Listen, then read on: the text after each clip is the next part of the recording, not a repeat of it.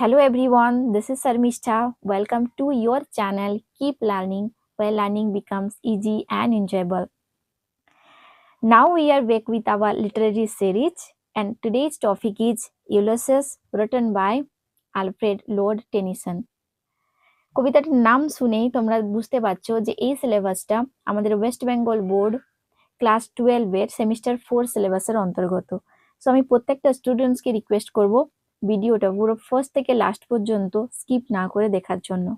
আজ এই ভিডিওতে আমরা ডিসকাস করব টাইটেলটা কবিতার এমন হয়েছে কেন, যে যিনার কথা এখানে বলা হয়েছে, ইউলিসিসের কথা বলা হয়েছে, উনি অ্যাকচুয়াল কে ছিলেন।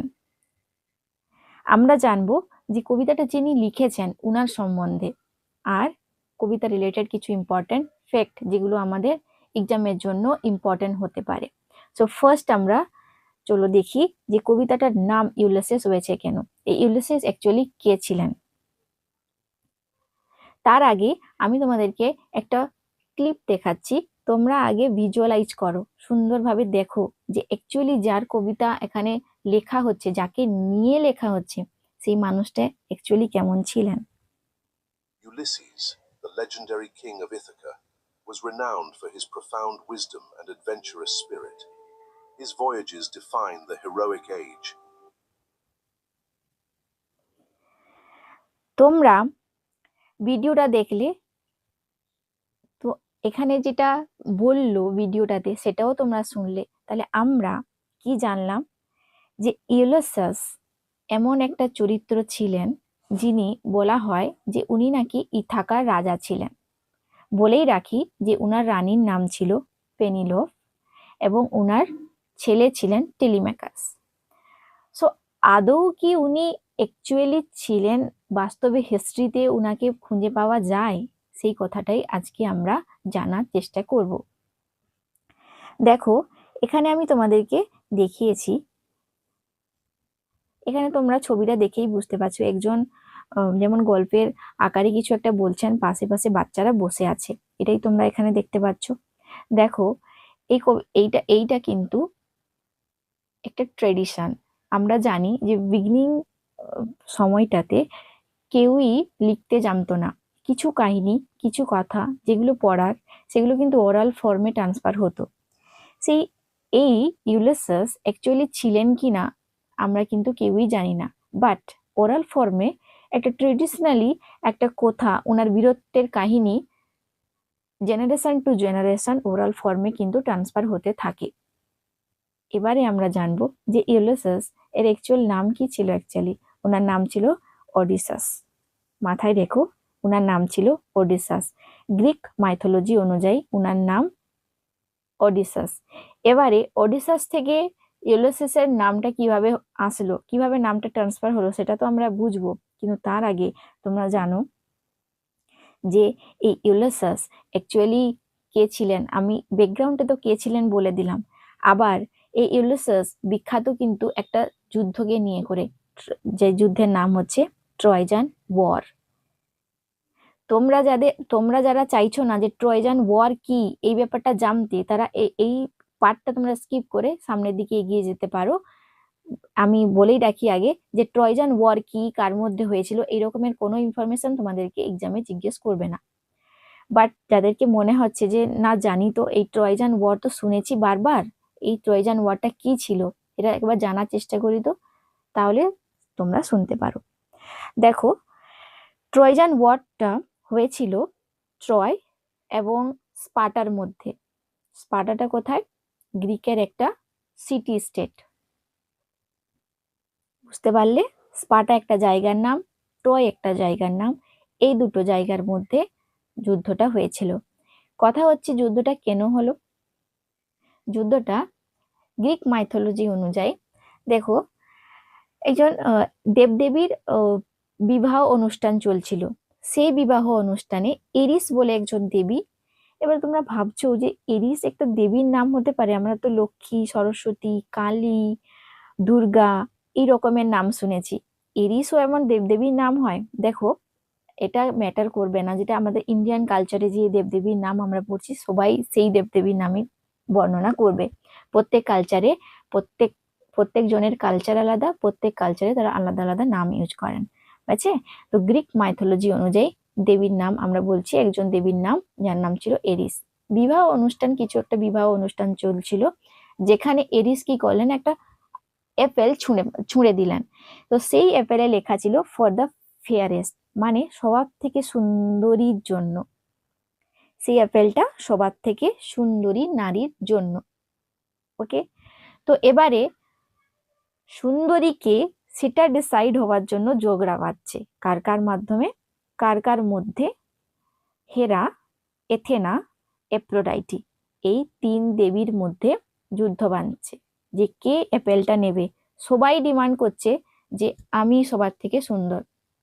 বিবাদ তো বাঁধছে, ঝগড়ার তো মিটছে না, এবারে তো সমস্যার তো সমাধান তো হওয়া দরকার। এই জন্য দেখো তারা যাচ্ছে আমাদের রাজপুত্র পেরিসের কাছে। এই পেরিস কথাকার রাজপুত্র ছিলেন ট্রয়ের। তারা গিয়ে বলছেন যে এই রকমের, তুমি এবারে ডিসাইড করে দাও যে আমাদের মধ্যে কে সবার থেকে সুন্দরী। এবারে নিজেদের কথা মানানোর জন্য নিজেরা একের পর এক পেরিস রাজপুত্র প্রিন্স আমরা যে বলি পেরিসকে ওনারা একের পর এক প্রলোভন দেখাতে থাকেন। ওকে, এবারে এপ্রোডাইটির প্রলোভনটা ডিফারেন্ট ছিল। উনি বললেন যে তুমি যদি এটা ঘোষণা করে দাও যে আমি সবার থেকে সুন্দর, তাহলে কথা দিচ্ছি যে আমি এই বিশ্বের সবার থেকে সুন্দর নারী যে, তাকেই তোমার সাথে বিয়ে করিয়ে দেব। এই প্রলোভনটা তো রাজপুত্র যিনি, ওনার মনে একেবারে আনন্দ জমে গেল। তো তখন তিনি কি করলেন, যে ঘোষণা করে দিলেন যে এপ্রোডাইটি সবার থেকে সুন্দর। ওকে, তো অ্যাপেলটাও এপ্রোডাইটি পেলেন।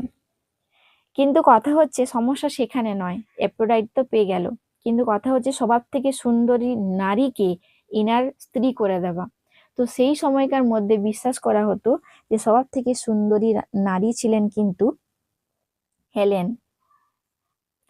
তাও তোমরা এখন ভাবছো যে ঠিক আছে, সমস্যাটা কোথায়, যে সুন্দরী নারী যেহেতু হেলেন ছিলেন, তাহলে হেলেন সাথে বিয়ে করিয়ে দিলেই হয়। এবারে কথা হচ্ছে, টুইস্ট হচ্ছে, এই হেলেন কিন্তু সদ্য বিয়ে করে নিয়েছিলেন কাকে, গ্রিকের রাজা মানে স্পার্টার রাজা মেনিলাসকে। অলরেডি তিনি বিবাহিত ছিলেন। তাহলে কি করে পসিবল? সবকিছুই পসিবল হতেই পারে। পেরিস কি করলেন, স্পার্টাতে গেলেন, আমাদের যে রানী ছিলেন হেলেন, ওনাকে অপহরণ করলেন, নিয়ে চলে আসছেন ট্রয়ে। এই অপহরণ কথাতে আমি বলে রাখি যে এই অপহরণটা অনেকে বলেন যে হেলেন নিজের স্বইচ্ছায় গিয়েছিলেন, আবার অনেকে বলেন অপহরণ। সেটা তোমরা যারা নিজেদের মতন করে ডিসাইড করে নেবে, যেহেতু এটা রিয়েল ঘটনা নয়, একটা ওরাল ফর্মে একটা ট্রেডিশনালি একটা চলে এসেছে, তো যে যেমন ভাবে ব্যাখ্যা করে। এবারে দেখো, এবারে কি তোমরাই বলো নিজেরা, মেনিলাস কি চুপ থাকবেন? চুপ তো থাকবেন না, তিনি তো প্রতিবাদ করবেন। প্রতিবাদ করার সাথে সাথে তিনি চেষ্টা করবেন ওনার রানীকে ফিরে পাবার। তখন তিনি গোটা গ্রিক সাম্রাজ্যে বিখ্যাত বিখ্যাত রাজা যারা ছিলেন তাদের সাথে এক জোট বাঁধলেন। তারপরে তারা ট্রয়ের বিরুদ্ধে যুদ্ধ ঘোষণা করলো। হয়েছে, এই রাজাদের মধ্যে বিখ্যাত বিখ্যাত রাজাদের নাম আমি বলছি। ওডিসাস, যার কথা আমরা বললাম যে যার বীরত্বের কাহিনী নিয়েই আমাদের এই কবিতাটা, ওডিসাস। একজনের নাম একেলেস, যে ওডিসাসের কথা, যে ওডিসাসের বীরত্বের কাহিনী এই আমাদের এই কবিতা ইউলিসিসে বর্ণিত হয়েছে। এবার একেলেসের কথাটা শুনে তোমাদের কারুর কারুর মাথায় আসছে একটা ইডিয়ামের কথা, যার নাম হচ্ছে একেলেস হিল। আর যারা জানো না তারা জেনে নাও যে একেলেস হিল আমাদের ইংলিশে একটা ইডিয়াম আমরা ব্যবহার করি, ইউজ করি, যার মানে হচ্ছে a persons or the things weakness or vulnerable point. কারুর দুর্বল জায়গাকে আমরা বলি একেলেস হিল। হঠাৎ করে একেলেস থেকে ইন্সপায়ার হয়ে করেই এই ইডিয়ামটা এসছে। দেখো, একেলেস হচ্ছেন কি একজন বীর যোদ্ধা, উনাকে কিন্তু হারানো একেবারেই যেত না, শুধুমাত্র উনার দুর্বল স্থান ছিল উনার গোড়ালিতে। আছে, ইনাকে নিয়ে করে একটা কাহিনী বর্ণনা আছে, সেটা আমি আর এখন বলছি না, শুধুমাত্র এটা জেনে নাও যে ওনার গোড়ালিতেই দুর্বল স্থান, সেখানেই যদি কেউ আক্রমণ করে তবেই উনার মৃত্যু হবে। আর আমাদের এই ট্রয় যুদ্ধতে এখানেই উনাকে আঘাত করেই মেরে ফেলা হয়েছিল। তো সেই থেকেই এই একিলিস হিল, এই ইডিয়ামটা আমরা ইংলিশে প্রচলন হয়ে গেছে আমাদের ইংলিশে। ওকে, দেখো একটা এক্সাম্পল সেন্টেন্স দিয়েও আমি বুঝিয়ে দিয়েছি, এক্সপ্লেনেশন আছে, তোমরা চাইলে স্ক্রিনশট নিয়ে নিতে পারো। আমরা come back to the story. তো কি হলো আমাদের স্টোরিতে, তো এবারে তো সবাই একজোট হয়ে ট্রয়ে গেছে আক্রমণ করতে। এবারে আক্রমণ করতে যাওয়ার পরে এই কিন্তু যুদ্ধটা দীর্ঘ 10 বছর ধরে চলেছিল। শেষ পর্যন্ত ট্রয় নগরী একেবারেই ধ্বংস হয়ে গেছিল এবং হেলেনকে আবার ম্যানিলাস ফিরিয়েও এনেছিলেন। ওকে, তো এবারে একিলিস তো যুদ্ধে মারা গেছিলেন, কিন্তু অডিসাস যেনার কাহিনী, উনি যুদ্ধে জয় করে তারপরে ওখান থেকে ফেরার সময় দীর্ঘ যাত্রা করছেন, বীরত্বের কাহিনী ওনাকে নিয়ে লেখা হচ্ছে। দীর্ঘ যাত্রা করে উনি আবার ওনার হোমল্যান্ড মাতৃভূমিতে ফিরে আসছেন ইথাকাতে। ওকে, সো এবারে চলো ফেরা যাক। নেক্সট দেখো, তো এই স্টোরিটাতে ইন্সপায়ার হয়ে আমাদের গ্রিক পয়েট হোমার তিনি একটা কবিতা লিখলেন ওডেসি। ওকে, এপিক পোম, এটা ওডেসি লিখে ফেললেন সেখানে।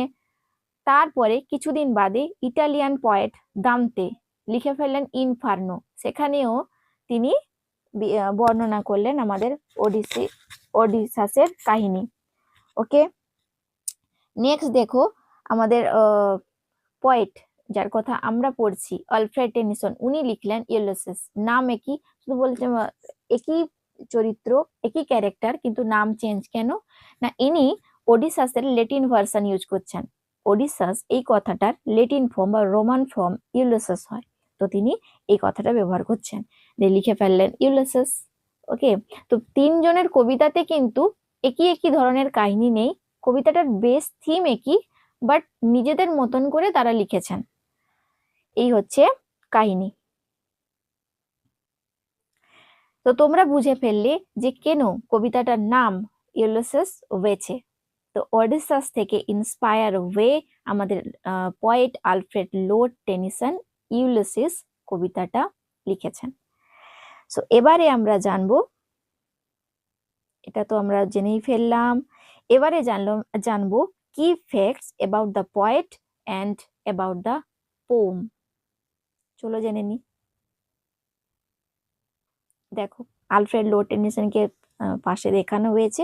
তারপরে আগেই বলে রাখি, ওনার পুরোপুরি লাইফ জার্নিটাকে ইন ডিটেলসে জানার দরকার নেই। যেমন আমরা তুরু দত্তার লাইফ জার্নিটাকে জেনেছিলাম, এখানে এটা আমরা জানবো না, কারণ ইউলিসিস একজন ডিফারেন্ট ব্যক্তি, ওনার কাহিনী ওখানে লিখছেন, পার্সোনাল ওনার টাচ একটু প্রভাব পড়লেও আমরা যেটা ডিসকাস করব, এতটা ডিটেলসে এই কবিতাটাকে বোঝার জন্য আলফ্রেড লর্ড টেনিসন পার্সোনাল লাইফকে অনেক ডিটেলস ভাবে জানার দরকার নেই। সেই জন্য যেটুকু এক্সামের জন্য প্রয়োজন সেই কি পয়েন্টগুলো তোমাদের সামনে উপস্থাপন করলাম, শুধু সেইটুকুই মনে রাখো তোমরা। তিনি জন্মগ্রহণ করেছিলেন দেখো 1809-এ 6 অগাস্টে, জায়গার নাম দেওয়া আছে ইংল্যান্ডের এক লিনকনশায়ার বলে একটা জায়গা, সেখানকার আবার সামবারবি। ওকে, সো ওখানে তিনি জন্মগ্রহণ করেছিলেন। এবারে ওনার মৃত্যু হচ্ছে 1892 সালে, 1892-তে 6 অক্টোবর মারা যাচ্ছেন, বয়স তখন ছিল 83। তিনি কোন এজের কবি ছিলেন? Victoria age. ভিক্টোরিয়া এজ আমরা লিটারেরি এজ নিয়ে করে আমরা যখন সেপারেট ভিডিও করব সেখানে আমরা ডিসকাশন করব। এখন তোমরা জেনে রাখো এমন একটা এজে বিলং করছেন উনি যখন কুইন ভিক্টোরিয়ার রাজত্ব চলছে। তো ইংল্যান্ডের ইনি তো বাসিন্দা নাকি, তখন সেই সময় ইংল্যান্ডে কার রাজত্ব চলছিল? কুইন ভিক্টোরিয়ার। তো সেই সময় আমাদের তিনি বিলং করছেন, এই লাইফ জার্নিটাতে উনি ছিলেন।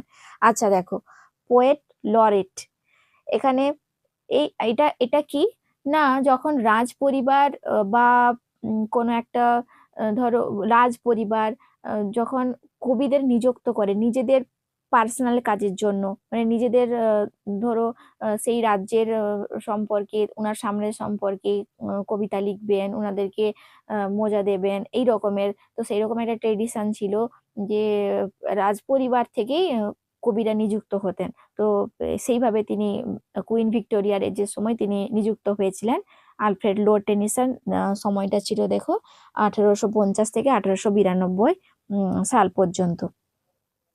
এবারে বলা হচ্ছে যে তিনি ছিলেন one of the greatest Victorian poets known for his musical and thoughtful poetry. দেখো উনার পোয়েট্রিতে মেন মেন থিম কি ছিল? নেচার নিয়ে লিখতেন তিনি, লাভ নিয়ে, লস নিয়ে, death, immortality, faith, human struggle, heroism, duty, এগুলো নিয়ে লিখতেন।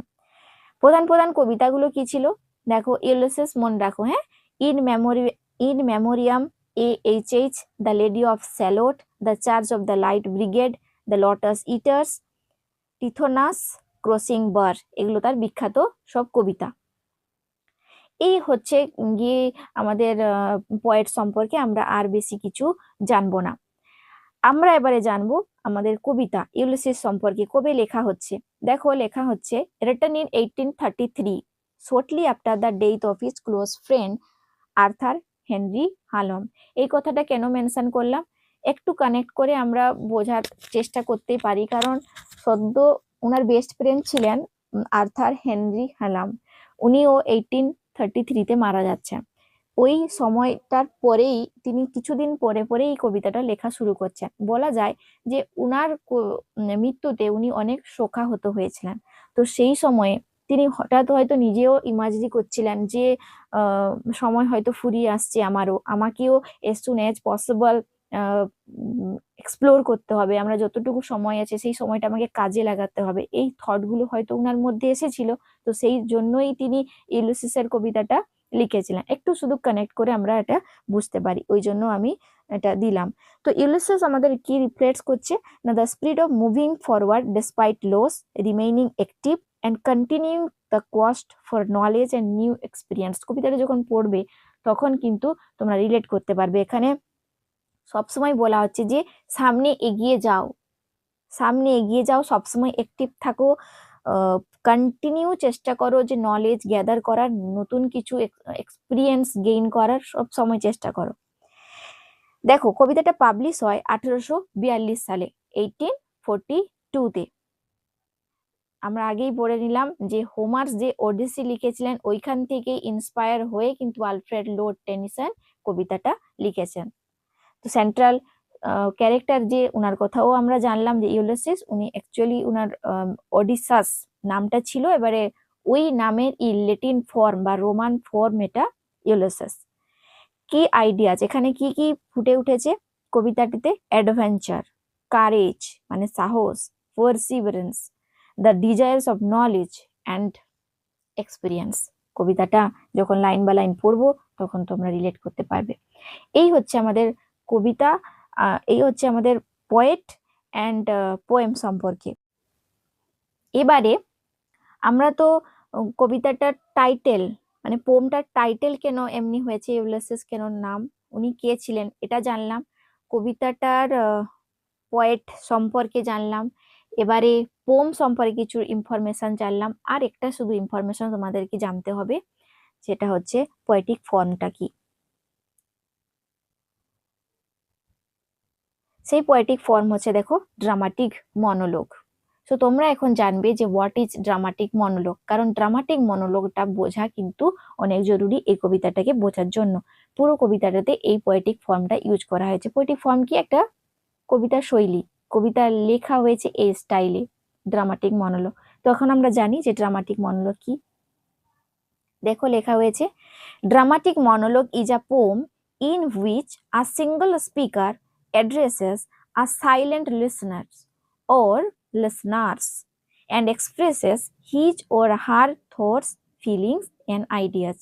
তাহলে ড্রামাটিক মনোলগটা কি হচ্ছে না, এমন একটা কবিতা যেখানে দেখানো হয় একমাত্র একজন স্পিকার থাকেন, উনি নিজের ইচ্ছাটা, নিজের থটস গুলো, নিজের আইডিয়াস গুলো অপরকে জানাতে থাকেন। যারা শুনছে তারা কিন্তু পেসিভ, তারা শুধু শুনছে, তারা কিন্তু কিছু কথা বলছে না। এটাকেই আমরা বলি ড্রামাটিক মনোলগ। ফুল কবিতাটাতে, ইউলিসিস কবিতাটাতে তোমরা দেখবে যে ইউলিসিসই কিন্তু প্রথম থেকে লাস্ট পর্যন্ত ইউলিসিসই বলছেন, আর বাকি চরিত্রগুলোর কথা আমরা জানতে পাচ্ছি। যেমন উনি পেনিলপের কথা বলছেন, ওনার স্ত্রীর কথা, টেলিমিকাসের কথা, ওনার মেরিনার্সদের যারা নাবিকরা, ওনার সঙ্গীদের কথা বলছেন, আমরা জানছি কবিতার মাধ্যমে, কিন্তু ওরা কিন্তু কিছু রিপ্লাই দিচ্ছে না। শুধুমাত্র স্পিকার হিসেবে একজনই আমরা দেখতে পাচ্ছি, একজনকেই, যিনি হচ্ছেন ইউলিসিস। তোমরা এটা স্ক্রিনশট নিয়ে নিতে পারো। তাহলে আমরা জেনে ফেললাম হোয়াট ইজ ড্রামাটিক মনোলগ। এবারে আমি যে পুরো ডিসকাশনটা করলাম, এইটা বোঝার জন্য একটা ক্লিপ দেখে নাও, দিলে তোমাদের আরো সুবিধা হবে। I cannot rest from travel. I will drink life to the lees. All times I have enjoyed, greatly have I suffered. To strive, to seek, to find. তোমরা দেখতে পারলে এখানে যে বৃদ্ধ যে ওল্ড মেনটাকে দেখানো হয়েছে, উনি কিন্তু ইউলিসিস। উনি দেখছো যে উনি শুধু কথা বলছেন, আর পাশে যে ছবিগুলো দেখানো হলো, অনেকে দাঁড়িয়ে আছে, ওরা কিন্তু রিপ্লাই কিছু দিচ্ছে না, ওরা জাস্ট শুনছে, প্যাসিভ লিসনার ওরা। তো পুরো কবিতাটাতে এইভাবেই বর্ণনা করা হয়েছে। ওই জন্য এই কবিতাটার পোয়েটিক ফর্ম হচ্ছে ড্রামাটিক মনোলগ। কোয়েশ্চেন কিন্তু তোমাদের আসতে পারে। সো এমন ভাবে দিতে পারে যে ইউলিসিস কবিতাটাতে কি ধরনের পোয়েটিক ফর্ম ইউজ করা হয়েছে, তোমরা ড্রামাটিক মনোলগ ই লিখবে। মানে ওখানে তো লেখার ব্যাপার নেই, এমসিকিউ অপশন চুজ করবে। আচ্ছা দেখো, তাহলে এই মুহূর্তে আমরা কিন্তু অল ডিটেল যেগুলো দরকার ছিল, ইনফরমেশন গুলো কবিতাটা বোঝার জন্য আমরা কিন্তু জেনে ফেললাম। পরবর্তী টাইমে আমরা আমরা জানবো যে কবিতাটা লাইন বা লাইন ভালোভাবে এক্সপ্লেন করব ইন ইজি ওয়েতে। এমন ভাবে এক্সপ্লেন করব, দেখবে তোমরা ইজিলি বুঝতে পারবে সবকিছু। সো আই হোপ তোমাদের এই ভিডিওটা ভালো লেগেছে, আর ভালো যদি লেগেছে তাহলে তোমরা কমেন্টে লিখে অবশ্যই জানাবে। So thank you for watching, stay tune for the next lesson.